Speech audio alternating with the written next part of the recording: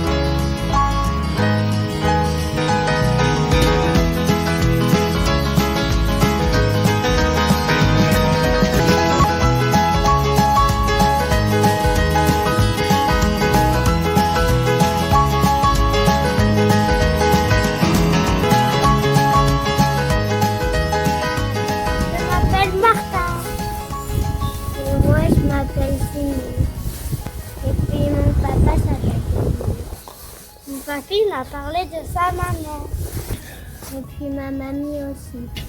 Et j'ai pas encore vu de photos de mamie. Ah bah moi j'aimerais bien connaître l'histoire de mamie Jeanne. Et maintenant, en avant pour l'histoire de mamie Jeanne et papy Jean.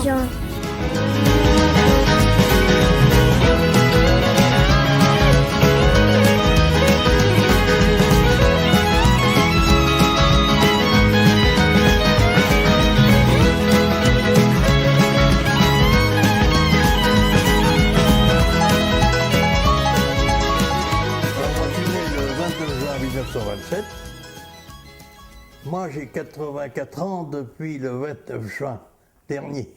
Alors, moi, je suis en troisième position. L'aîné Henri, puis René, qui nous a quittés il y a 3 ans, et puis Gérard. Je suis la sœur de Jeanne, Thérèse, la deuxième de la famille. Je suis née à Montlouis, de Nueil-sur-les-Aubiers. Et je suis repartie de Montlouis avec toute la famille à Bois-d'Or-Gérard à l'âge de 11 ans. Je suis née le 4 janvier 1928, 83 ans et demi. Mon frère aîné était Roger. Eh bien, je suis Gérard Torru, le quatrième de la famille. J'ai fait ma scolarité à l'école primaire de Brie-Chaussée. J'ai 78 ans. Je suis le cinquième de la famille, le frère de Jeanne, bien sûr. Né en 1936. Il fait 75 ans à la fin de l'année. Je suis né à Nueil, à Montlouis. Arrivé à Clazet, j'avais 1 an. On est arrivé à Clazet en 37, donc 36, 37, j'avais 1 an.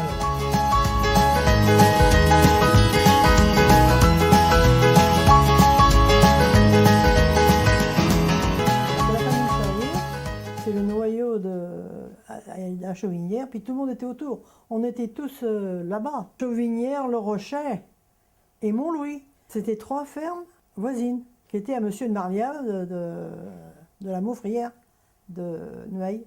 Et toute la famille Pépé Charrier, la famille Charrier, et donc c'est la maison mère, la Chauvignière.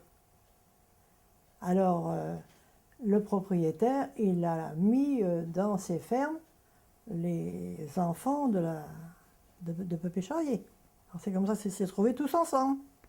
Alors bon, on vivait comme frères et sœurs, tu sais, tous ensemble, les cousins. Là, on avait une grande chambre pour tout le monde, puis il y avait une grande cuisine, pourtant. Il n'y avait pas de lit, non, je ne me rappelle pas. Il y avait peut-être un lit, il y avait un lit quand même, peut-être à l'occasion, dans la pièce où on vivait, quoi. Puis il y avait le fourni à côté. On était dans une grande ferme de 70 hectares. Et on vivait avec 2 oncles, les 2 frères de papa, tonton Gabriel et tonton Joseph. Toute la famille ensemble. Non, les tontons, ils couchaient dans on appelait ça la maison du garde. C'est une petite maison indépendante à côté de la maison, à côté de notre maison, là, notre grande maison qu'on avait avec... et puis eux, ils couchaient dans la maison du garde, on l'appelait. Les 2 tontons. On est tous nés là-bas. On a couché là. Là, à ce moment-là, moi c'est pas une sage-femme, puis que ça marchait pas, hein, la première fois, Michel. Mais c'est autrefois c'était ça, les sages-femmes allaient accoucher, je sais pas s'il n'y a pas de maternité. Non. C'est l'animal, t'es allé à l'hôpital. Puis il y en avait beaucoup, tu sais, qu'il y avait des dégâts. On a même été opérés, Adrien puis moi, je vais te dire. Adrien et moi. On a été opérés des amygdales à Montlouis. Tous les 2, sur place. Ils nous ont enveloppés dans un grand drap, pour pas qu'on bouge les mains. Et puis ils nous ont opérés sur place, tous les 2. Puis je me rappelle qu'ils nous ont couchés dans le même lit. Puis l'homme ça s'est tassé, je sais pas, je me rappelle plus. Ça se passait comme ça. Alors moi je suis né le 29 juin 1927, à 23h en fin d'après-midi. Il paraît que ce jour-là, c'était au moment des foins et qu'il faisait très très chaud. Mais je suis né dans la maison de Loumois où actuellement Henri et Thérèse ont leur cuisine salle à manger. Cette pièce, à Loumois il y avait 2 pièces, hein. Il y avait celle-là et une autre à côté. C'était le seul logement qu'on avait pour toute la famille. Et il y avait un lit à chaque coin et la table pour manger dans le milieu. Ça faisait salle à manger et en même temps chambre à coucher.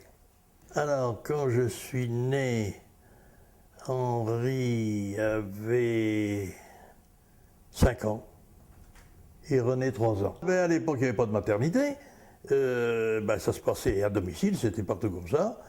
Quand le moment était venu, papa allait chercher à tel la jument ou le cheval, et puis la carriole, puis aller chercher la sage-femme à Bressuire, et puis bon, attendait l'accouchement. Des fois, il y avait plusieurs accouchements en route, alors la sage-femme allait dans une famille, à retourner dans l'autre. Alors, quand je suis né, papa devait avoir 39 ans, je crois. Parce qu'il s'est marié à 33 ans, Henri est né l'année suivante, donc ça devait faire 33 ans. Maman avait 8 ans de moins, je crois. Donc ça devait lui faire, 30-31 ans. Il restait juste la grand-mère, la maman à papa, qui était là comme assistante avec papa, mais le grand-père et puis nous et puis mes frères étaient planqués à côté. Mais moi avec Roger, oui, on allait à l'école, l'école des garçons, puis l'école des filles. On avait 4 km à faire à pied, matin et soir. Et on partait, il faisait nuit là, l'hiver. Hein. Ah oui, on partait, on traversait même un bois quelquefois. Il pleuve, qui monte, il n'y avait pas de voiture pour nous conduire. Hein. On partait de bonne heure le matin et on venait tard le soir. On avait la cantine à ce moment-là, mais il y en avait qui emportaient leur panier, ça dépendait. Hein. Quand on allait à l'école, eh bien, on était tous en blouse noire. Ah oui, les garçons comme les filles, tout le monde sa blouse noire. Ah oui, il n'y avait pas de sport, il n'y avait rien du tout de tout ça. Il n'y avait pas de loisirs, il n'y avait rien. Ce qu'on faisait par exemple à Noailles, on faisait quelquefois des théâtres. Je dirais bien un truc qui nous arrivait, Roger et moi, mais je ne vais pas le dire. On avait 4 kilomètres à faire, matin et soir. Alors, il fallait se dépêcher. Hein. Et puis moi j'avais un slip avec un caoutchouc. Puis figure-toi que mon caoutchouc, il a craqué à moitié chemin. Alors, il faisait froid. Roger, il avait un cache-col dans le cou, puis moi aussi. Mais il a pris le sien, puis il m'a entouré bien comme il faut, mon slip, pour qu'il tienne toute la journée. Et puis, j'ai resté toute la journée sans aller aux toilettes. Et puis lui, il a sorti d'école en vitesse pour m'emmener dans un petit coin pour faire mes besoins. Il y a pensé, lui, Roger. On s'entendait bien tous les deux. Ah ouais. Roger et moi, on était près l'un de l'autre. Hein. On se racontait tout. Et puis autrement, moi, j'ai fait beaucoup de bêtises. Jeanne, elle faisait moins de bêtises que moi.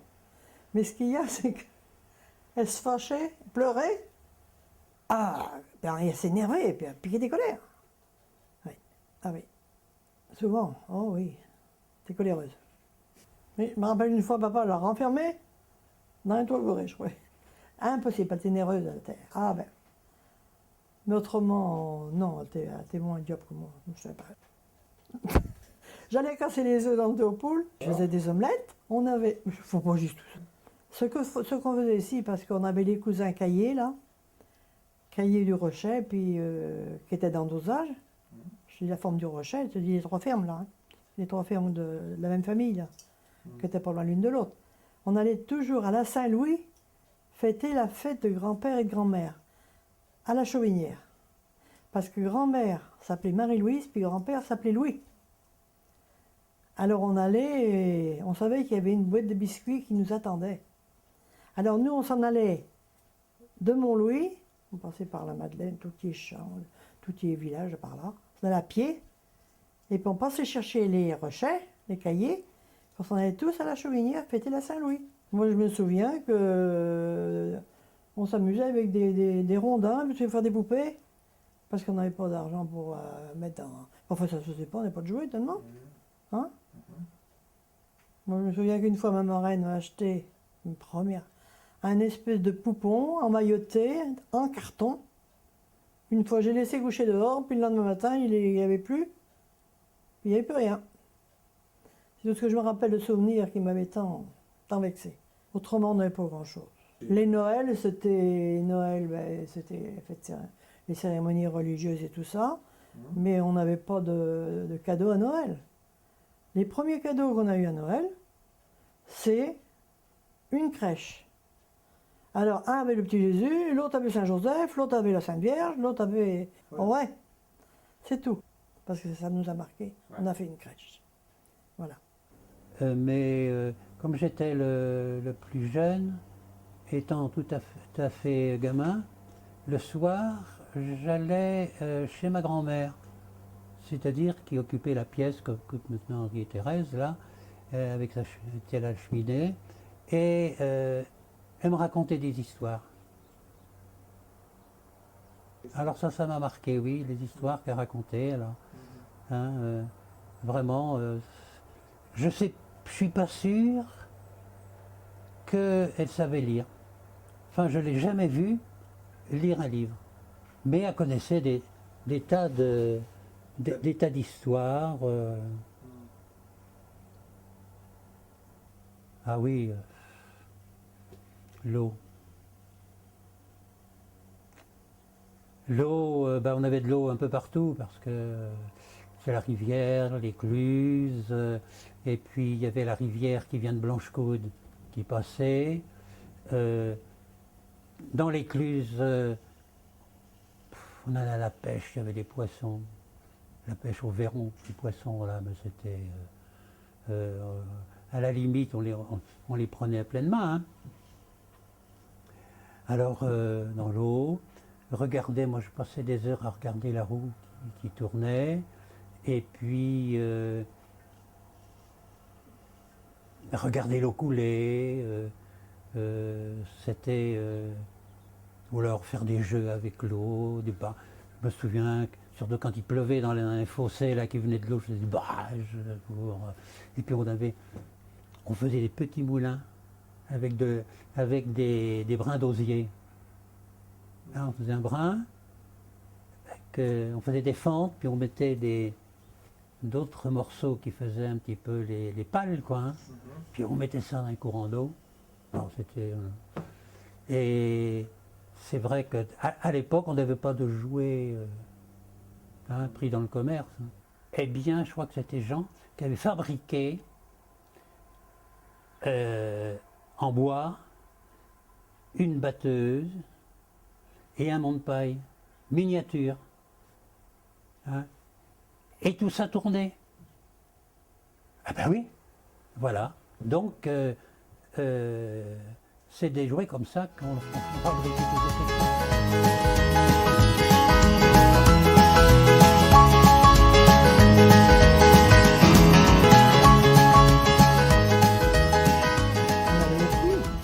Ça faisait bien.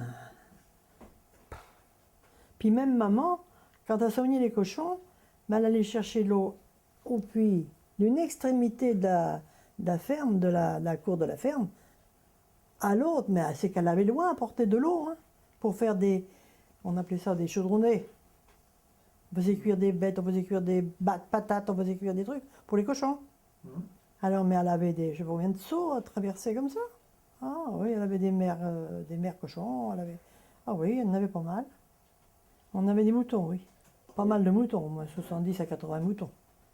Les hommes, papa ou tonton Joseph ou ceux qui étaient avec nous envoyaient compter les moutons le soir. Combien qu'il y en avait? Il fallait les compter. C'était facile, hein. On tondait les moutons, on lavait la laine dans une rivière. Ah oui, les moutons, puis on vendait la laine propre, on ne la vendait pas en soin comme maintenant. On la vendait propre. Alors on l'échaudait, on la passait dans une chaudière, les femmes, puis elle lavait la laine, pas moi, à Montlouis, je ne l'ai pas fait moi. Hein. Je l'ai fait à Benoît Girard par contre. Ah ouais, bah, c'était pénible, oui.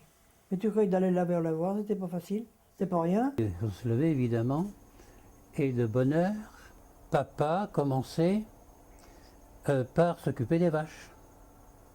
Et même commençait pour aller faucher de l'herbe, pour mettre dans les râteliers des vaches. Il fallait traire les vaches. Et après, madame s'occupait du moulin. Parce qu'à ce moment-là, Henri, René pouvaient s'occuper du moulin. C'est-à-dire que moi, rendu à une certaine époque, je m'occupais uniquement de la ferme. Et puis à une période, il s'est trouvé qu'il y a eu un lot de terre à vendre là, sur le Bois-Banais. Et papa les avait achetés. Sans avoir un sou peut-être, quoi. Hein. Mais enfin, bon, ça se trouvait. Et... alors finalement, ça avait agrandi la ferme. Alors ça donnait davantage de superficie. Mais alors évidemment, pour travailler ça, on n'avait pas de tracteur, parce qu'à l'époque, il n'existait pas. Et on avait des vaches. Et alors à l'époque, on faisait les labours avec des vaches qu'on attelait comme les bœufs. Hein. Et j'aimais bien ça. C'est là que m'est venue un peu la fibre de l'agriculture, quoi. C'était la pénibilité, hein. Bon, quand il y avait le tas de fumier et qu'il fallait charger à la main dans le tombereau, aller le conduire dans les champs, faire des tas, après les éparpiller, ainsi de suite. Hein. Puis, par exemple, la période des foins, nous, on n'était pas mécanisés, hein, on faisait tout à la main, sauf une faucheuse mécanique, hein, qu'on emmenait avec le cheval. Puis après, il fallait charger tout en vrac. Et puis, dans les fermes, généralement, il y avait ce qu'on appelait la rotteleuse, c'est-à-dire un engin qui, hein, tandis que nous, on faisait tout à la main au râteau, Oh, c'était pénible ça. Hein. Je faisais parce qu'il y en avait d'autres qui le faisaient, mais enfin, moi je trouvais que c'était pénible ce qu'on faisait. Hein. On en faisait pour des quantités énormes parce qu'on n'avait pas le droit de se plaindre, quoi. René, même maman venait avec le râteau. Ah bah oui, tout le monde s'y mettait quand il y avait des choses qu'il fallait faire à peu près. Il fallait planter les betteraves, là, tu sais, avec le plantoir, ainsi de suite. Alors moi qui déjà souffrais des reins, qui ne pouvait pas tenir, courbé déjà, à l'époque j'avais une faiblesse du dos, hein, ça je trouvais ça dur. Mais bon, je me plaignais pas particulièrement parce que, qu'est-ce que tu veux, tout le monde le faisait. Hein. Mais ce qu'on faisait, nous les enfants, eh ben, il y avait des topinambours à ce moment-là, beaucoup de topinambours à ramasser l'hiver. Alors les hommes allaient arracher avec un pic les topinambours, au moins 2 charretés, et puis ils attendaient le jeudi pour que Roger et puis moi, on aille ramasser les topines avec les hommes qui étaient avec nous en arrachait devant. Puis quand on revenait, après, tonton Gabriel, je me rappelle, il me disait comme ça, « Va devant Thérèse, va-t'en devant, puis tu diras à ta mère qu'elle fasse des crêpes. » Alors maman faisait des crêpes.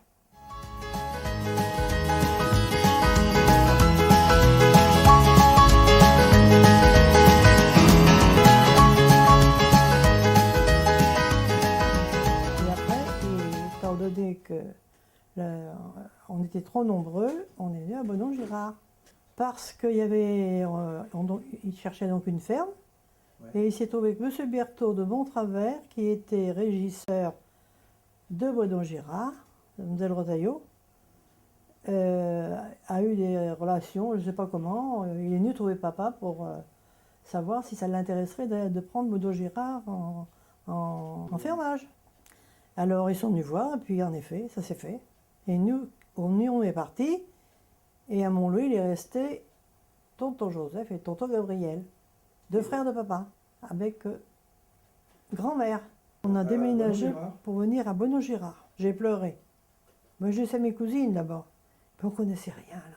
Le pire aussi, c'est qu'on a laissé Roger et puis Adrien à Nueil, parce qu'il n'y avait pas d'école libre à Closet, de garçons.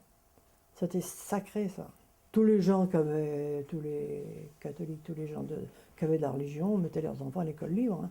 Même dans toutes les communes, tu avais très peu d'enfants à l'école publique. Très peu d'enfants. Tu avais les fils de cheminots déjà. Ça dépendait de leur religion, de leur... tout le monde allait à l'école libre. Il n'y avait que l'école libre qui comptait. À ce moment-là, beaucoup. L'école publique, oui, elle existait. Par exemple, comme à Breuil-Chaussée, tu avais l'école publique, et filles et garçons étaient archi-combles. Puis tu avais par exemple à l'école publique, à Breuil-Chaussée, tu avais 4 ou 5 élèves, de familles dissidents.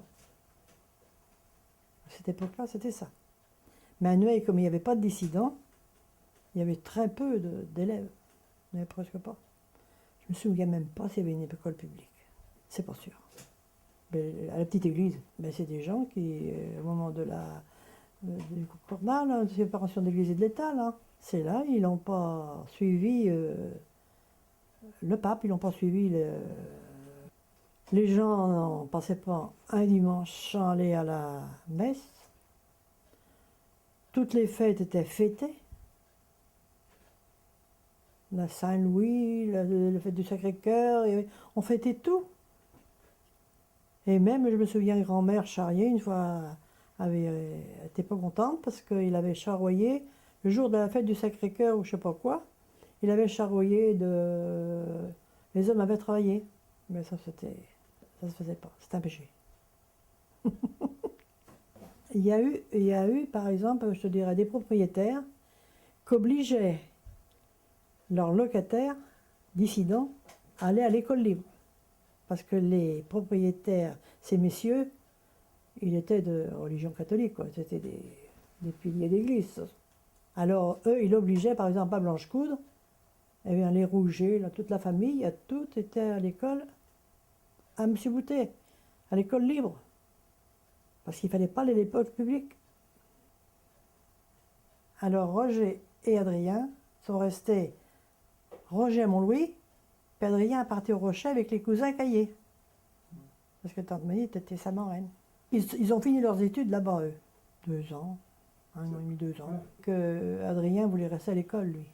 Parce qu'il était très avancé en études. Il apprenait ce qu'il voulait. Il était le seul à Neuilly, dans son école, très avancé. Il avait passé son certificat supérieur, on appelait ça. Alors, il fallait des dérogations pour ça, parce qu'il avait que 11 ans. Il l'a passé, il l'a eu, puis il aurait voulu continuer à étudier. Mais à Bodon-Girard, il y avait besoin de personnel. Alors tout le monde s'est ramené à Bodon-Girard. Roger était revenu déjà. Oh, ça y a coûté à Adrien. Puis il fallait payer aussi avec. Oui, mais enfin je te dis, c'est le manque de personnel, et puis c'était dommage pour lui parce qu'il aurait fait seulement une autre carrière. Ben Roger, il a dérouillé lui. Hein. Ben oui, mais c'était le plus vieux. Et donc, comme il fallait du boulot, de la main-d'œuvre, tout de suite il était au parfum là, en arrivant à Bodon-Girard quand ils se sont installés. Hein. C'est lui qui a travaillé le plus. Hein. Parce que le père Charrier, en arrivant, il n'avait pas de personnel, alors donc c'était la guerre, et puis tout.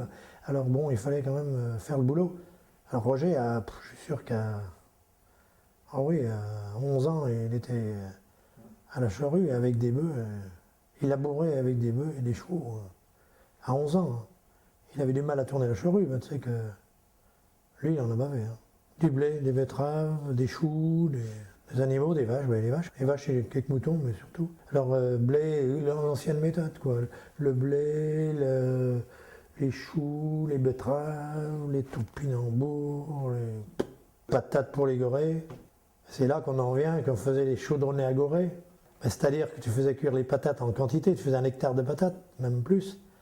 Puis tu faisais cuire les patates en quantité dans une grande chaudière, à côté des toits gorées. C'est là que Jeanne s'occupait des gorées des fois, il fallait y aller, faire cuire les patates, tout le bazar, quoi. Alors il y avait les lavures, tu sais, les lavures de vaisselle, elles s'en allaient pas à la poubelle, elles s'en allaient pour les gorées. Il n'y avait pas de produits dedans pour les empêcher de manger ça. Alors toutes les graisses, tout ça fondu, les saloperies de la vaisselle, on appelait ça les lavures. Et c'était mélangé avec les patates et puis la pension aux gorées, quoi, de ce main. Puis après le nettoyage des gorées, après moi quand j'ai eu 14 ans, il fallait que j'y fasse avec Jeanne justement. Et là c'est à souvenir parce qu'on allait chercher la paille au paillet pour emmener la paille pour les gorées. Alors comme c'était, bon, ils n'avaient pas trop d'idées à l'époque, il fallait chercher ça avec une civière, tu sais. Alors Jeanne et moi, Jeanne qui avait 50 plus que moi, on s'en donnait pas souvent trop bien, on s'engueulait souvent. Puis elle se foutait en colère, elle chialait des fois, et moi je tenais tête, bon c'est vrai. Alors on allait chercher la paille au paillet, alors à l'époque ils mettaient des civières, tu sais ce que c'est qu'une civière? C'est comme une barrière, tu vois, à plat, comme ça, et puis deux bras, alors au lieu de mettre les bras rapprochés pour pas... Alors c'était par terre, il n'y avait pas de pied non plus pour la surélever, c'était par terre, bien à plat. Alors comme ça, il fallait que tu ramasses les 2 manches, tu sais, en bas, bien, alors il fallait que tu te courbes bien en bas, puis très écarté, comme ça t'écartait les bras, c'est encore plus dur. Alors Jeanne derrière, puis moi devant, ou l'inverse, puis au moment de lever, il y en a un qui levait, puis l'autre qui levait pas, d'un seul coup, le charret de paille qui était sur le machin renversait. Ouais, non, t'avais qu'à faire attention, et puis voilà, puis on s'engueulait, puis elle a s'énervé à chialer. Et moi, j'y allais comme un homme, j'étais plus jeune, alors je ne voulais pas me laisser faire, et c'était parti. Comme dit l'autre, on bedassait, tu vois. Du bedassage, j'appelle ça, moi.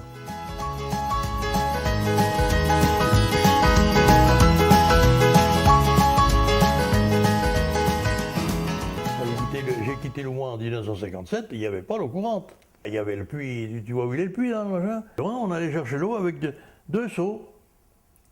Puis on emmenait l'eau comme ça pour faire la cuisine, et puis on se lavait dans une gamelle, là, tu sais. Hein. Je me rappelle, moi, que j'ai toujours essayé d'avoir des astuces, moi, un peu plus qui n'étaient pas comme les autres. Comme je couchais, moi, dans la chambre qui est la chambre Henri puis Thérèse, maintenant, quoi. Alors, il y avait un petit coin, là, où il y avait un lit autrefois, mais on l'avait enlevé. Mais où maintenant, ils ont leur salle d'eau, là, tu sais, elle ou moi, hein. Parce que la chambre...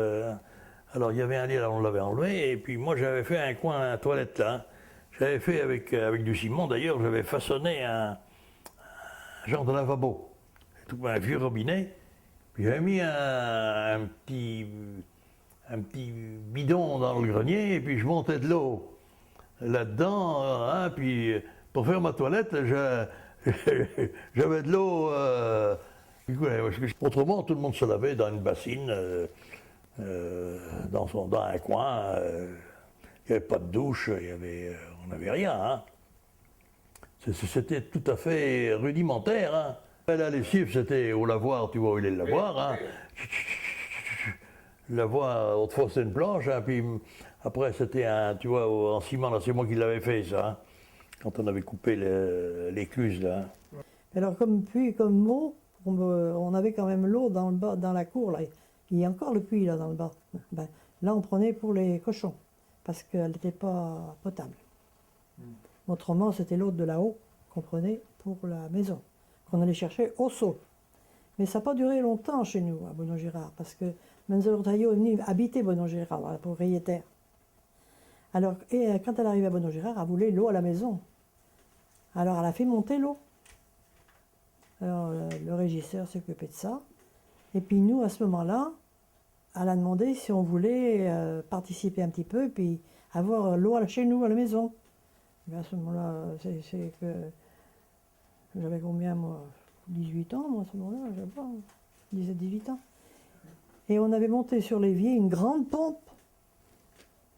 Puis l'eau elle descendait chez elle, puis elle revenait chez nous. Alors comme ça, on a eu l'eau à la maison après. Ah non, au départ, si tu parles de 40, 45, là, tout ça, non, il n'y avait pas l'eau, il y avait une pompe. À Bonnot-Girard, non, il n'y avait pas d'eau courante à l'époque, hein, il y avait... Ah, t'as pas vu, toi. Il y avait dans la cuisine la grande pièce, là, tu te rappelles de la grande pièce quand on rentrait, hein. Bien sûr, ouais. Alors, il y avait une pompe, là, qui venait depuis le puits, là, alors quand tu voulais de l'eau, hein, ben, on pompait. D'accord. Après, l'eau courante est venue plus tard, ils avaient dû faire monter un groupe avec comme ça se faisait dans toutes les fermes à l'époque, un réseau individuel, avant que le Val-de-Loire vienne, mais il est venu beaucoup plus tard, quoi. Moi, je me rappelle qu'il n'y avait pas l'eau courante. Hein. On tirait l'eau au puits pour les bêtes, hein, pour les faire boire l'hiver, quand tu ne pouvais pas casser la glace à la mare, là-bas. Des fois, quand c'était trop gelé, il fallait tirer l'eau au puits et les faire boire au seau. Et tous les seaux, le puits il existe encore, hein, il fallait porter tous les seaux à la main, alors on était... Et t'arrivais, tu faisais boire une vache par exemple qui mangeait que du foin et t'avalais un seau en peu de temps. Alors je dis, puis il y en avait un qui tirait sans arrêt au puits avec la manivelle, lui. À l'époque, il y avait, oui, peut-être 70 bêtes à cornes, quoi. Fallait quand même, on s'éclairait quand même, hein. Il y avait la lampe accrochée au plafond, là. Hein, il y avait éventuellement les bougies, les lampes pigeons. Et puis, ben, remarque le feu éclairé aussi. Hein.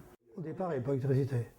Dans la maison, à la maison, c'était des lampes à pétrole, les lampes pigeons, les lampes à pétrole. Tu éclaires avec ce que tu pouvais. Et dans les écuries, c'était des lampes à carbure. La lampe à carbure, c'est qu'il y a des carbures, la flotte qui tombe dessus, un peu de gaz, tout, ça éclairait bien. Alors, tu avais 5 ou 6 lampes à carbure qui étaient en permanence en service, quoi. Alors le soir, il fallait arranger les lampes à carbure, les vider, les préparer, tout ça, pour le lendemain matin pour partir au boulot dans les écuries. Et après, comme le Pépé, Père Charrier, il avait quand même l'idée d'évoluer un petit peu, il s'était fait monter, il s'était merdé, un gars de Courlay qui avait fait ça, un groupe électrogène. Alors tu vois, un groupe électrogène qui fabriquait des courants dans les batteries. Il y avait des batteries, il y avait le vieux Fourni dans le temps qui était en face, tu l'as pas connu peut-être, je sais pas. Et alors dans le fond, ils avaient installé des batteries, et puis un groupe, et puis un moteur qui générait ça, quoi. Tous les matins, ils allaient mettre et puis le soir aussi, le moteur à essence en route, puis qui faisait tourner une dynamo, puis ils avaient fait faire l'installation électrique partout dans les écuries, les maisons, ainsi de suite. Et quand le moteur ne voulait pas démarrer le matin, il n'y avait pas de lumière, mais enfin, c'était fait pour que ça marche. Oui, alors ils ont fait monter l'électricité partout, des lignes dans les écuries, partout avec des interrupteurs, comme le courant normal, quoi. Alors ça, c'était déjà, ça changeait tout, hein. Puis après, l'électricité arrivait en quelle année, j'en sais rien, je ne me rappelle plus. Je me souviens encore, les mecs qui montaient les poteaux et les lignes, tout ça. Il y a un sacré chamboulement. Hein. Le frigo, ça n'existe pas, hein, c'était pas connu d'ailleurs. Et bon, on le gardait dans un lieu le plus frais possible, dans ce qu'on appelait le fourni, genre de débarras, là où il y avait des espèces de placards grillagés, là, tu sais, très rudimentaires, hein. Mais il y avait pas on ne pouvait pas garder de nourriture longtemps, quoi, parce que ça s'avariait aussitôt. Sauf l'hiver, quand on tuait le cochon, alors il y avait le jambon qu'on salait. Alors lui, il se conservait plus longtemps, tu sais, il séchait dans côté de la cheminée, et puis après, tu sais, on mangeait souvent le soir, on mangeait souvent une tranche de jambon avec de la mojette, hein, ça c'était le classique, hein, ça, c'était le repas du soir, ça. Hein. Et puis, il la salait, la viande, pour conserver la viande, on la salait, hein, puis de temps en temps, on mangeait une potée, qui était bien salée d'ailleurs, hein, avec une épaisseur de gras comme ça. Alors, et puis, par exemple, les charcuteries, quand tu tuais le goré, tu faisais de la charcuterie, de la frissure et tout ça, avec épais de graisse comme ça dessus, sur les pots, et ça se montait dans le grenier, au sec. La fraissure et les rillettes, c'était conservé sur le gras. Ça faisait beaucoup de fraissure, et puis maintenant, tu ne peux pas garder la viande. Hein. Tu tuais les poulets, des lapins, et puis tu mangeais avec ça. Quoi. Ah oui, alors oui, les légumes, pas de problème. La cheminée a marché à ce moment-là, quoi. D'autant plus que la cuisine se faisait en partie sur la cheminée, sur le feu de cheminée. Ou alors sur la braise, alors ce qu'on appelait le potager. C'est-à-dire, il y avait une plaque faite avec des carreaux de faïence, qui avait des petits carrés avec une grille en dessous. Et en dessous, c'était là où tombait la cendre. Et souvent, ce qui se passait, c'est que la maman prenait de la braise, mettait sur la grille et ensuite pouvait cuisiner. Au fond, on avait inventé les barbecues. On n'avait pas de gazinière. La cheminée, les marmites. Maman, quand même, elle avait une cuisinière. Mais elle l'allumait jamais parce que c'était une grande, grande cuisinière. Mais on faisait tout dans la cheminée. Puis il y avait un potager, on appelait ça, comme il y en avait un là. Marmite, des pots devant le feu. On faisait cuire de la mojette dans un pot devant le feu. Il y avait toujours un feu battant, quoi. On faisait toute notre cuisine comme ça. Et puis pour faire réchauffer ou pour faire cuire, on avait un potager. On mettait de la braise dans un potager, on appelait ça.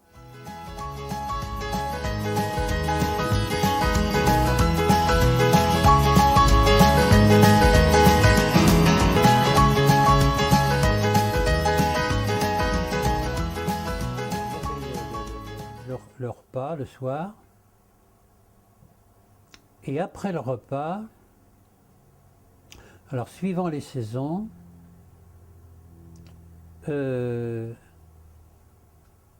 qu'on ressortait dehors parce qu'il ne faisait pas nuit, mais l'hiver, alors là c'était la période des veillées. Hein, alors généralement, soit les veillées dans la famille, quoi, autour de la cheminée. Alors, bon, maman, je sais pas quoi, tricoter ou réparer les chaussettes, etc., quoi. Hein. Et puis, nous, on s'occupait, si on avait quelque chose à lire ou à s'amuser, à jouer, etc., quoi. La grand-mère racontait des histoires, des fois. Hein. Et puis les jeux de cartes. Alors moi, j'ai jamais vraiment joué aux cartes parce que j'étais le plus jeune et puis, je m'y suis pas mis. Mais alors, surtout, on veillait chez les voisins. Alors c'était un peu régulier, quoi. On va chez un tel, on va là-bas. Alors c'était le jeu de cartes. On partait après le repas, hein, à pied, bien entendu. Souvent c'était à la pierrière. Hein. Puis il y avait surtout le jeu de cartes. Et puis, il y avait discuter sur les nouvelles, etc. Quoi. Puis il fallait revenir à pied, alors dans le... à 9-10 heures, et bien là, chacun retournait à la maison. Alors l'hiver, on avait un feu dans la cheminée, et puis les hommes emportaient ils appelaient ça des coutons, c'est des machins de châtaignier qu'il avait préparés dans un four tout près pour faire les paniers, quoi. Il était tout prêt. Alors il était dans la maison en train de faire les paniers. Et puis avec leur marteau, puis leur machin, ils faisaient des paniers. Et puis après on faisait voler tous les détritus des paniers, puis nous autres on raccommodait les chaussettes et on faisait ce qu'il y avait à faire. Mais souvent raccommoder, parce que en faisant les paniers puis en faisant les chaussettes, en raccommodant les chaussettes, on disait le chapelet. Alors, on disait le chapelet, alors notre Père qui est aux cieux, attention le lait qui va s'en aller dans le feu. Sainte Marie, Mère de Dieu, priez pour nous, pauvres pécheurs, puis allez continuer. Puis les hommes, ils avaient leur casquette sur la tête, ils enlevaient leur casquette pour dire le chapelet. C'est un petit détail, il me fasse compte. Non. Après, tout le monde se mettait à genoux devant sa chaise pour réciter la prière. Puis après, tout le monde allait se coucher. Il y en a qui faisaient les bonhommes faisaient les paniers, et puis le soir, qu'est-ce que tu veux, t'avais pas le choix. Bon, il y avait la cheminée qui était allumée, tu te chauffais à la cheminée, il y en a qui... Puis avant de se coucher, le chapelet et la prière, 5 dizaines de chapelets, puis après la prière. Aïe, tous les soirs. Puis ma mère, elle allait à toute branzingue dans la prière, alors on n'avait même pas le temps de répondre. La litanie des saints et tout le bazar, c'est ça y allait. Hein. Alors nous, pas trop motivés, des fois t'étais dans la chaise comme ça, puis ça défilait. Alors c'est les litanies des saints, vas-y, priez pour nous, priez pour nous, priez pour nous. Alors ça arrivait, tu sais qu'elle avait fini de dire la litanie, puis tu dormais à moitié. Tu disais le dernier, priez pour nous, ou un ou deux de plus. Tu allais veiller chez les voisins, tu y allais, tu passais à travers champs pour y aller. On allait à la Rondelière, on allait à la Motte, on allait ailleurs, dans le bourg des fois, n'importe. Les veillées, ça existait beaucoup. Il n'y a pas de télé, il fallait bien faire quelque chose. Ou alors ils invitaient du monde à la veillée chez eux. On joue aux cartes, Ah, c'est souvent l'hiver, oui. Les gens étaient heureux, hein, malgré tout. Ils n'étaient pas emmerdés par toutes les conneries de la télé et puis